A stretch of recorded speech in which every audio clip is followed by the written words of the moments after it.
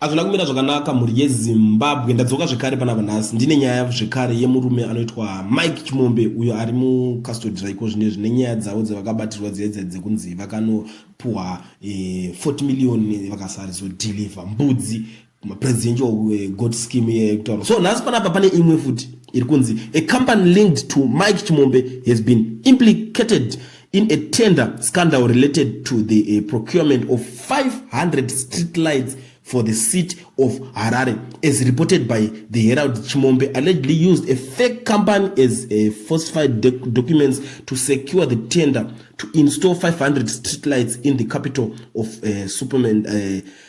The 1202 installed through Rwanda Energy Group and Zesa. Chimombe firm was reportedly declared unsuccessful during a council debriefing, but surprisingly, it was awarded the tender.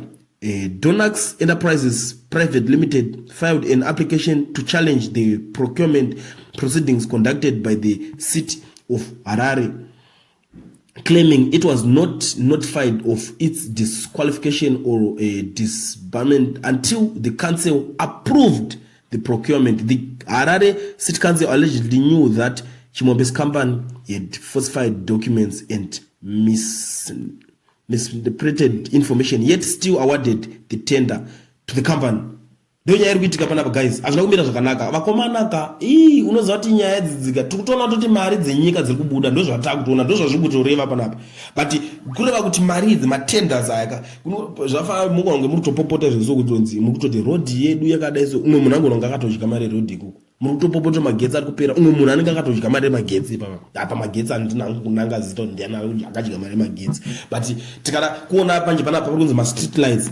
Tauni yakadzima afamba mutaoni izvozvione ukasato vemashops vakasatosiya malights epamashops pawakabaka pepe tauni inenge itori dzi kuita rima chaicho. But ma street lights anofanira kunge arimo acho amashoma, you see. So pari kunzi pane umwe munhu ari kunzi akangorova mapepa ake skillful bo abva atora tender chideliver woye at least ona guys. Pamwe pacho nini ndiri kuti ngati vanhu ngavambomira kuchida kushandisa chizanu pakuda kuchibira nyika. No, asi right izvozvo.